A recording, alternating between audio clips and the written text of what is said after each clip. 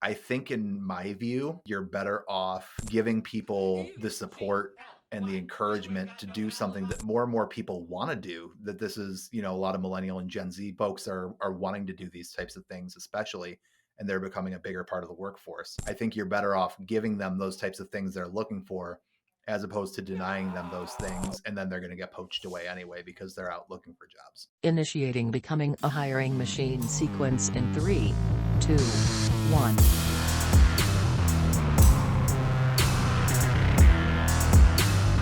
Hey everyone, it's Sam Keenley, and welcome to Becoming a Hiring Machine. This is the show dedicated to fixing recruitment by going beyond saying what needs to change and instead teaches you how to make that change. Today, we've got a great interview ahead of us, but before we get into that, I just want to tell you a little bit about the show. Essentially, we have shows within the show here. Some days we have interviews with industry thought leaders and others who are shaking up the space, while other days we cover things like trending topics.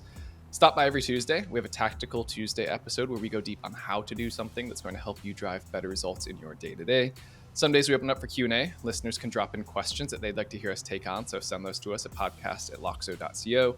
And occasionally you'll get a mic drop episode from Matt where he shares something that he's been thinking about within the recruitment space and wants you to know.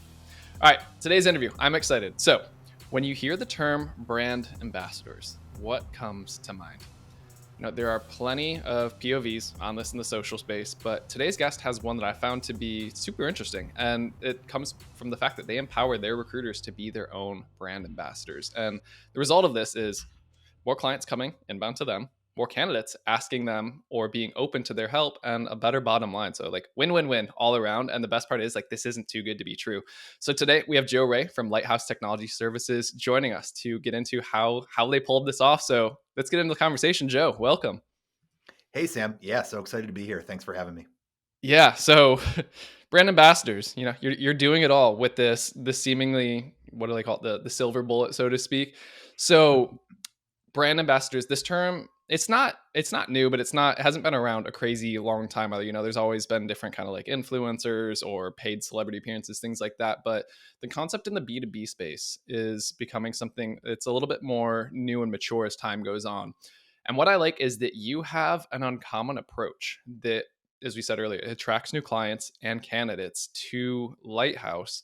And you've done this by developing your recruiters as brand ambassadors. So what was the aha moment when you realized oh, I think we've got something here. If we really figure out how to run this, we could be driving great results for ourselves. Yeah, thanks. So I think the aha kind of started from when we were assessing the problem, right?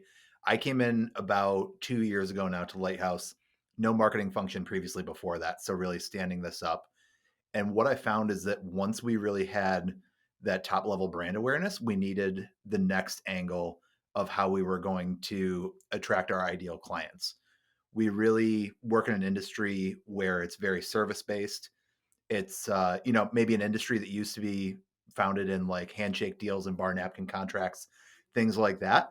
And really our approach to brand ambassadors really just came about as a digital 2020s extension of that same philosophy. There's a lot of trust that you build when you're sharing your experience, when you're sharing personal stories with others, and that maps whether you're at a community event with someone or whether you're on LinkedIn creating content. So it's been a really interesting approach, and excited to share some more with everybody.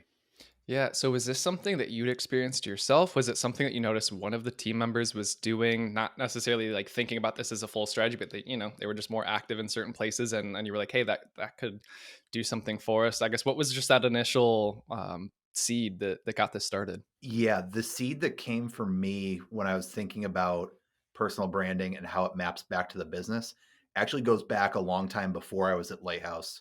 My first career, I call it, was working in the sports industry. Actually, I was a communications guy for a college hockey team, and right around that time, a gentleman by the name of Jeremy Darlow was writing a book called "Athletes Are Brands Too," and "Brands Win Championships" was the prequel before that. But Athletes Are Brands 2 came about in, let's say, late 2017, 2018, when college sports as an industry was realizing the power of personal brands, how athletes creating content can create affinity, drive ticket sales for their teams, drive media coverage, things like that. I really just enjoyed that concept and always kind of had it in the back of my mind. And it's a curious thing because now in B2B marketing, we're seeing this come around, 2022, 2023. Now it's really taking off in 2024, where businesses are realizing that personal brands aren't just something that is really attached to the employee and benefits them, but it can also benefit the business as well. So then that affected my philosophy here at Lighthouse of how we help shape those brands, those brand ambassadors for our team, and how those tie back to our company mission, vision, values, and the work that we do. I like that. And so I realized we almost skipped a step here. I want to go back. We're talking about, I think we've said brand ambassador at least 20 times by now. Let's define brand ambassador because I think everyone has a slightly different definition on it. So from the context of how you and I are going to be discussing it today, like how would you define brand ambassador? Yeah, the way I look at it, Sam, is that it's somebody who shares their experiences and their insights with each other. They become known, liked, and trusted over time, which is a phrase that we hear often in B2B marketing as well. And then through that, once you have that trust, you can leverage the influence that you have to drive opportunities for yourself and your business when you're a brand ambassador. So, Hmm. leveraging influence is kind of the operative thing right there, too, because if we think about the traditional definition of an influencer, I always default back to the Kardashians just because that's who I always kind of think about. But somebody with that size audience really could sell anything, right? They have enough influence at that scale that they could drive massive results for anything. This, when I'm talking about a brand ambassador and what we've done at Lighthouse, I'm talking about how can we tap into our team's unique experiences, their stories, and then our company's story and our values and find overlaps right there. And what I've found is that that develops a really strong affinity in our market. And we have tons of people coming to us and saying, hey, it really seems like your team's culture is incredible. Seems like you guys have a ton of fun doing your work. And that's what piques their interest to get them to be curious and want to learn more about what Lighthouse does. So I'll be keeping an eye out for the next Kim K ad for Lighthouse because clearly that must be the success that it's doing it. No, this is really interesting, and I've just been taking a few notes as you've been going through this. So one of the things you said it a few times, trust and influence. It's not trust or influence. So what I think is really interesting here is, and this is where you start to get into brand ambassadors, because a brand in itself, a company in itself can build trust. That's easy to do. A product that continues to be quality, that you have no problem buying, they support a good mission. But the influence part is really hard for a company to have. You can post from a company page, you can run an ad, but they don't have that same level of influence that an individual does. So that's why I like the brand ambassador play, because you absolutely can build trust as a person. I mean, that's how we all get by at the end of the day, basically. Like, who do we trust? And that's our inner circle. But the influence side is something that almost does seem a little bit more unique to the individual and how that comes into play, because I think people innately understand that they can read through if someone's being disingenuous, or if they truly believe in a product, believe in a service, or if what you're saying is true. And so they lean into that. They're like, okay, this person's putting their reputation on the line, versus a company that's like, oh, they're putting an ad up, of course they want to sell something. But a person's a little bit different, where they feel like if this person's saying this, hopefully they're not being overly compensated for it, type thing, where they're just in some Ponzi scheme or pyramid scheme. But they put an extra amount of weight when it comes from the individual versus the company. And so that's where, when you were saying trust plus influence, that really, it kind of clicked in my head a little bit there. So I like that. Yeah. um so I guess, have you experienced anything along those lines where it's just like when you have candidates, potential clients coming in, where they've kind of referenced like something along those lines? Yeah. Within that, we have team members who are in different departments. And I think kind of the results that we expect from each of them are a little bit different. Hmm. Some examples I can think of right now, we have one gentleman who works on our IT services team who has a long experience in our city in that industry. I also happen to know someone who he used to work with at a previous company who's friends with me outside of work. And he comes to me and is constantly asking, hey, how's Lighthouse? How's the work going? It sounds like you guys are doing really well. Um, I think about other people who are recruiters on our team who, when they're at say a job fair, for example, with someone who could potentially be a candidate for a job, they're having a conversation about that person's unique goals, their experience, things like that. They connect on LinkedIn. They see more content from our recruiters and team members. They see other events that our recruiters are going to be at and have that relationship and continue to meet up in person beyond just the virtual social relationship. And then those are things down the line that the better we get to know people, the better we're able to map their career goals and their experience to potentially placing them within a job, whether it's taking them as a proactive submission to a hiring manager that we work with, or just being that innately aware of them that then when we get a new job order come in, oh yeah, I remember this person that I met 3 weeks ago at a job fair. I can, reach out to them and see if they're interested. Yeah, I like that. So there's that short term and the long term benefit on both sides of it. So okay, that's interesting. So I know people are already asking like, I'm sold on this, or hopefully they're sold on this. I want to start implementing it. I'm not sure how to go about it. Again, a million people define brand ambassador a different way. So how would you recommend someone start implementing or dipping their toes into this type of play today? Yeah, it has to be focused on hand raisers. I think that's the biggest thing as well, is that if you're asking someone to do a lot of this reflective work and think about what are my goals, what are my values, what do I want to get out of something like this? That's a lot of work up front. Hmm. It's not, just you snap and wake up one day and say I'm going to be a brand ambassador for my company and do a lot of stuff. So there's a lot that goes into that as well. Um, you know, you mentioned earlier, sometimes there's a perception from the outside that there's a pay to play thing. We don't tell people on our team, hey, I need you to go post this right now. Hmm. We ask people to. We have an expectation, but there's certain people who will engage with our posts, will amplify some of our other brand ambassadors. And the people on our team who I really look at who are our core brand ambassadors are people who are actively creating content, who are out in the community creating opportunities for themselves. And they're also the people who I don't have to remind, hey, make sure you take a picture at this event. I know they're already going to do it because because they're thinking that way as well. So there's kind of different tiers within there, and we're still working on defining those a little bit as well. But that's really the first place to start is maybe giving some, I like to think of them as like guardrails more so of if somebody wanted to get started, what tools do they need to get started? What questions should they be asking? Where do they start? So really like if anybody tactically wants to start something like this, that's the first place I'd start. So that's interesting you put it that way. I like that. Yeah, it's like there's an expectation in a way, but it's not. This is part of your job description. You have to do it Hmm. because some of the things that you get into, you said these are people who are creating content.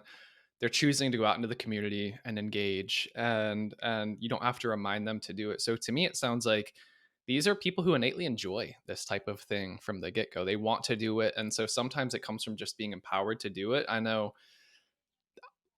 know, pre-COVID, it almost seems like if you're spending too much time on LinkedIn, if you're spending too much time in Facebook groups with related, people in your industry, that's on the company dime. You can't do that. Go do your normal job. But more people are now realizing like that's the best place to be spending time because that's where your market is. That's where your potential candidates might be, and it's a much more, to me at least, impactful way of biz dev than going and making 100 dials a day to people that probably don't want to talk to you in the first place. Like these are people who are actively looking to have questions answered or seeking help. So, um, yeah, and getting started, what I think you're getting to, and what I'm thinking with this is like find those people who do enjoy this and might just need a little bit of a boost, a little bit of empowerment, and have that be your first group. You don't need it to be everyone, but just find the people who want to go out and do it. And then that is going to be more effective than making people who are kind of like on the fence or might not want to do it because that's going to come across as lackluster, and it's going to kind of, people are going to read through that. Again, people can spot when you're being disingenuous or there isn't that full emotion behind something. So you don't want to make people do it if they're not feeling it and then just have it come across as kind of like flat and meh. Hmm. Exactly. Yeah. It really has to start from a place of you understand the value of what you're doing and you've had some conversations to really figure out what's going to be most impactful to the business and to yourself. I think a lot of times when you think about things like this, there's a heavy emphasis on the marketing team saying, hey, these are our selfish marketing goals for the company. We need you and your distribution and your network to help us reach those. We have some people who are willing to take those recommended posts and things like that, more of a traditional employee advocacy angle and still push that type of content. And that's really helpful too. Mm-hmm. what we're talking about here with brand ambassadors is a whole nother level of you're someone who are innately connected to our company's core values, because that's another big part of it too. And maybe I can just kind of spin a tangent there that Yeah. the team culture that we've built and the way that we hire, we're assessing people on our core values, which are follow the golden rule. So treat others the way you want to be treated, be a lighthouse, which is all about helping people and guiding them to the solutions they need, and light up those around you, which is about infusing positivity and joy into every interaction that you do. So those three things, before we bring someone in, we know they already have those. And luckily for me as the marketing person, that lends to a lot of people who are also open to doing things like creating content, being visible in the community, things like that. I love that. Yeah, and that's, I mean, all of those three things, follow the golden rule, be a lighthouse, be positive. That also attracts so much positivity to you and great word of mouth. So again, you might not get someone right off of this, but just that general sense of how people talk about you, their experience with you, whether they were a client, whether they weren't a client, whether they were a candidate that's come across you, that's going to create some great long-term impact on the word of mouth side, because there's only going to be nothing but good things to say about anyone who's come across you at some point. Yeah, and that word of mouth goes a long way too, whether it's people making referrals to us of companies that they think might be a good fit to work with Lighthouse, or candidates who we might be able to place in a job, things like that. And then the next step from there is then the traditional marketing angle through the company channels, making sure people in our target audience are aware of the work that we do, aware of who we serve and who we don't serve. And then over time, those referrals that we get are going to be a little better quality and more aligned with who we're looking to place and who we're looking to work with. hmm So one thing that I want to come back to, you talking about, being active, sharing content. A lot of people have seen that on LinkedIn and other places. One that sounds like you all do specifically, being in Buffalo in your local communities. You said they are very involved in the local community. So I'm curious if there's anything that you can share a little bit more on how you're using in person, like physical presence as part of this ambassador plan. Yeah, we have lots of team members, Sam, who are really open to, again, part of being a brand ambassador is sharing your expertise. And that's not exclusively through social media and content creation. So hmm that's going to a local college and giving a presentation on how you can prepare your resume and LinkedIn to get ready for the job search. For me personally, actually, that looks like going to give other presentations on this topic of developing brand ambassadors in your business. Actually, I got a request to give that exact presentation to our local group of sales and marketing executives because I made a LinkedIn post about giving a presentation on brand ambassadorship and building your personal brand to college students. And someone from the group saw, hey, this is a really great topic. Would you want to go talk to some sales and marketing executives? Which 100% I would, because that's exactly the audience we want to be working with. hmm Just being visible and people see us at, whether it's a happy hour around town, whether it's a tech community gathering, whether it's a morning coffee club, something like that. Like people know that we show up with intention and that we're here to serve our community. And then when they see us, they're reminded of, oh yeah, this is the kind of stuff that they do. This is the kind of content they create. These are the values they stand for. It all it all really plays well together. It's like an ecosystem of all hmm these different activities together, which is a little hard to measure, but the proof is in the pudding. Of we have pipeline coming in and we have revenue being driven from people who find us, and just through this word of mouth community that's being built. hmm Yeah, I really like that. And I know one of the biggest pushbacks that people often say is, well, it's easy if you're selling software, find the local white like tip sheet, or like you can give a demo of the product. But I'm a service. Like, how am I supposed to do this? And I always say, honestly, it's easier for you as a service because you are the product at the end of the day. People are buying what you got up top. So anything that you can share around your experience, your expertise, like how you were saying, go to the local college and tell people how they can brush up their resumes, go to the sales and marketing team, talk about how you can develop a brand presence. Like that's what you're selling. So proactively getting that out to other people, that way when they're just like, hey, I need a tech recruiter to help fill this role, they don't go to Google and like, who's the best tech recruiter in Buffalo? They're just like, oh yeah, Joe talks about this all the time. Hey Joe, like shoot you off an email, shoot you a DM on LinkedIn, something like that. But that's the power of it. So it's almost like, don't overthink it in that sense. Just be like, what are some of the common insights that I have every day, or what I think like everyone knows? Because the reality is like 80% of people don't know that, and just share that, because that's going to help, the rising tide lifts all ships, that whole concept. So by sharing that, that's how you garner that mental space on the people that you want to be inside their brain on. So when they do have that need, when they have that problem, they're just like, oh yeah, Joe, he's my man. I'm going straight to him. Yeah, and the other thing there, talking about the mental space, Sam, is we have a really big push here, and I have to credit our CEO Randy Harris for this. Is we have a really big push on tying the analog to the digital in everything we do marketing wise. So, like we were talking about earlier about how in-person events and social media content, we want to make sure we're showing up the same way. The same goes for things like our website, where if you go through some of our services pages, you'll see animated videos with our team members in like little animated character form and their voiceovers explaining the services that we provide, and then a form at the bottom. Because going back to what you were saying earlier, the thing with us is we're not selling widgets. It's a really complicated, sales conversation that goes for a long time.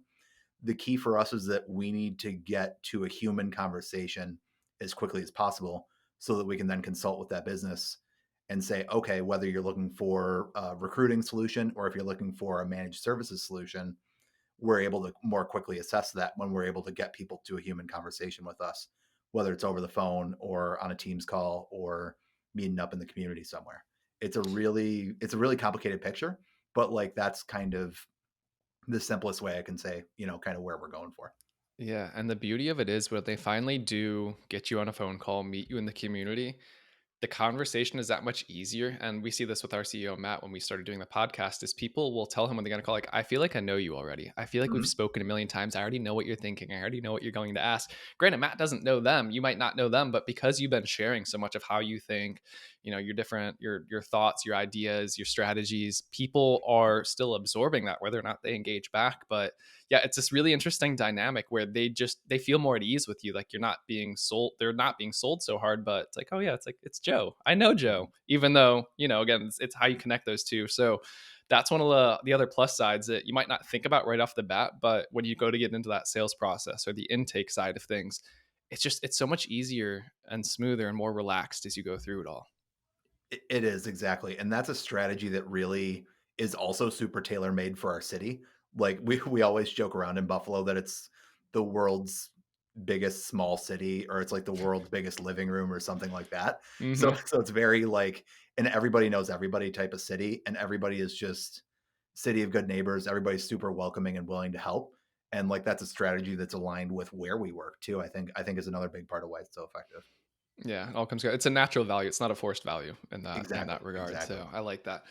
All right, so jumping over to again, like people that they want to build this out. You shared you almost we'll call it like two different types of ambassadors that you have. You have some that are much more involved, and then you have some that I'm going to let you explain what you call them. But there's not a one size fits all. Everyone has to be in this bucket. There's a couple different ways that you can leverage this type of program. So tell me a little bit about what you've done with those. Yeah, really the tiers where we've settled in right now, working from least involvement all the way up.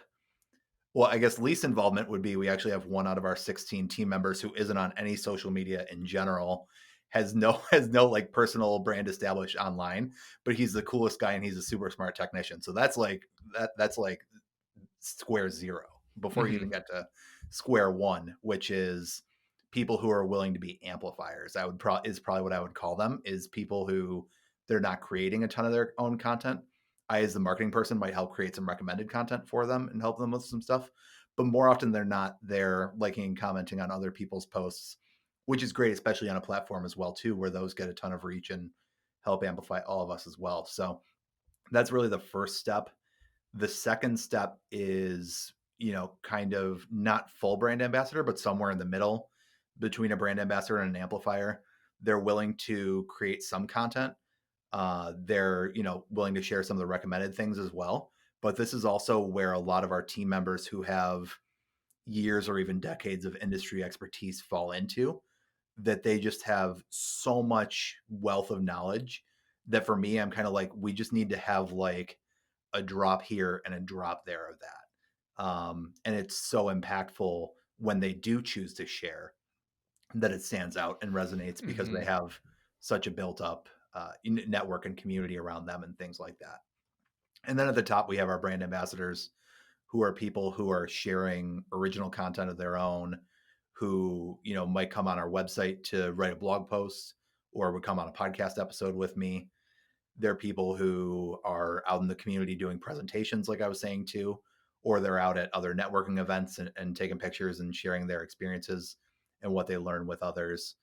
And they're people who have really defined goals about what they want to get out of all that. So that's probably the rationale of where we're at right now.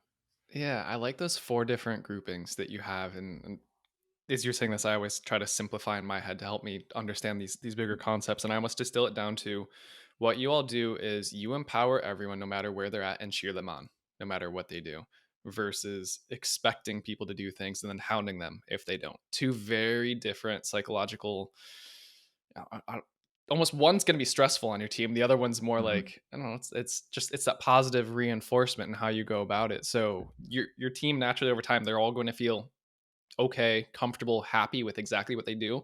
But in seeing when you do send congratulations to the person who goes from kind of like an amplifier to like almost a brand ambassador, still sitting between, when you see those people get cheered on, you're like, oh, that looks fun. Like I kind of want to do that. I want to see what happens and be part of that. So there's that dynamic also at play where everyone starts to want to be more of the mix if they're comfortable with it, but there's no real downside to it, especially when it's not something that like this is everyone's job description. You have to be doing this, you have to post 3 times a day, you have to get out in the world and go do these events. But how you go about it actually leads to probably better participation than if you were to expect and hound from it. It's a really like a positive peer pressure almost that people are the people who are most motivated to create the most are out there, and that motivates people from kind of the next stage, kind of down that hierarchy of four stages to kind of say, okay, maybe I can dabble and take a look at what the next stage up might look like.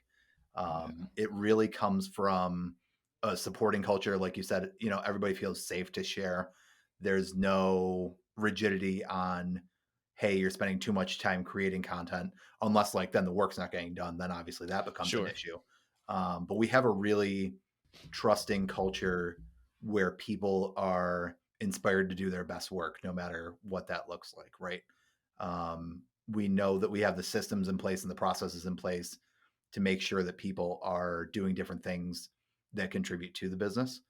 And communication lines are always open, right? And part of that is being a hybrid team and having some time where we're in person, but obviously wherever we are, people know that they can connect with people and ask questions and things like that. Myself as the marketing person, people who are willing to maybe try taking that step up and start creating some content can come to me and say, "Hey, Joe, can you help me write 3 social media captions?" And I'll give them like a video to go with that as well and things like that. So really, the culture and the management and the processes and all those things are really where all this has to start from. Yeah, that makes so much sense. Yeah, when I mean ground up, and everyone follows the example too. If the leaders aren't doing it, then why do you expect the rest of the team to Hmm. follow? Exactly. All right. So as we start to round out the tactical side of things, so you've gotten this in place, you're starting to get it going, you've got your amplifiers, you've got your brand ambassadors. You mentioned a few indicators earlier, how you know if something's working, but wanna get into that a little bit more so people can understand, like, hey, we've started this program. How do I know if it's working? If it's not working, what do I need to do? So, what are a few of the different indicators, metrics, anything like that you look into to understand if this program's working for you? Yeah, I think the leading indicators are going to be things that are very visible between impression counts and engagements and things like that on social media. It might be that recognition when you go to a new event or something like that. Really, after that, then it becomes about, okay, are we getting people submitting forms on our website? And when they fill out a how did you hear about us field, are those people saying they heard about us from LinkedIn or social media? Or did they hear about us at an event or something like that? We'll start to see some of that kind of stuff. And then we can start to say, okay, companies that are coming into our pipeline are hearing about us because of the activity of our brand ambassadors. So, that's a little bit of the picture right there. Okay. Yeah. So pretty straightforward. I mean, that's a beautiful part. And you mentioned, you ask people on the forum, how did you hear about us? You can ask candidates this on the intake calls. Hey, how did you come across Lighthouse? Prospects on the intake discovery calls with them. Like, it doesn't have to be just that one side, because oftentimes it's not just one specific action that gets someone to hear about you, but it's like, oh, I saw Joe's post and I saw the CEO. I heard him on this podcast, or, one of my buddies in Buffalo recommended that I check you all out. There's this aggregation of all these different things. But it all often comes back to those values that you all have, how you share and help the community. And you realize it all does kind of root back in this, how you all are more proactive with the people that you want to be getting in front of to really start and foster this entire culture. Exactly. It's exactly that. It all plays together. It's about showing up intentionally, sharing generously, and knowing that that's going to come back around to us is really like the simplest way that I could put that. I love it. All right. Last part is I know there's going to be also people on the other side of it are just like, I don't know about this. I haven't done this before. It's kind of scary. We don't do this at my company. What are some common objections for people that aren't yet doing this? We can talk about it like at the company level, at the individual level, and then we can talk about a few different ways like how they can overcome these. Yeah, at the company level, I think the biggest objection to having marketing help employees build up their personal brands is obviously the retention angle.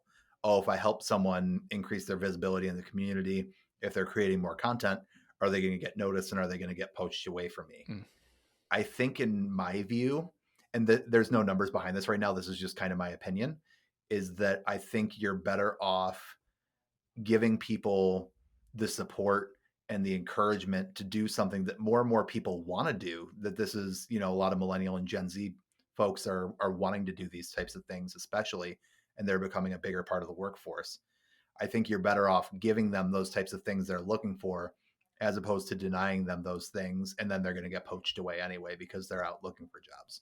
exactly. So there is that level of like the empowerment, the enablement, the like, oh, I get to do this at my company. Like I love that because Mhm. most companies you can't do that. So that's the other side of it. Well, you might think they're gonna get poached, but reality is not that many might be open to them doing this. So Yeah, yeah, and reality is that's going to look very different. At Lighthouse, we have 16 people versus a Fortune 500 or Fortune 100 company. It's going to sure. look very, very different in how much structure they have and what people can and can't say.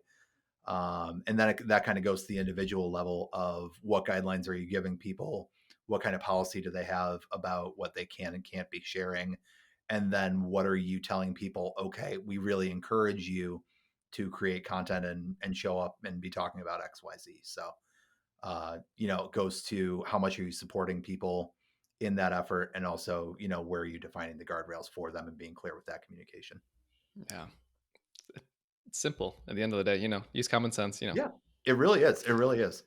So, okay. I love this. This is a masterclass. I'm really excited. I hope that some recruiters, agencies, organizations really start thinking about how they can begin to incorporate this into their work days with their teams, with everything else. So, anything else that we missed? Any other tips, tricks that you want to share before we wrap?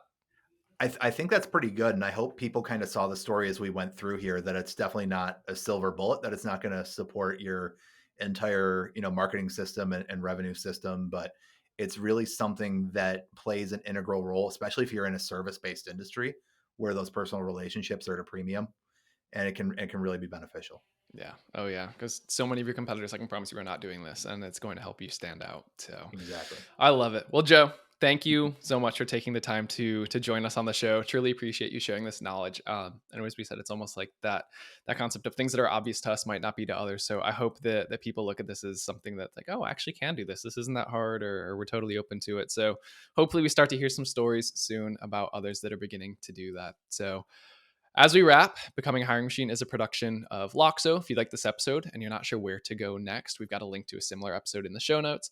And those you can find in the description of your favorite podcast streaming platform, as well as on our website, loxo.co/podcasts. If you have questions for us, you're ever looking for advice, send us an email, podcast@loxo.co. So, all right, everyone, that's a show. That was yet another amazing interview with Joe Ray. Until next time, thank you all.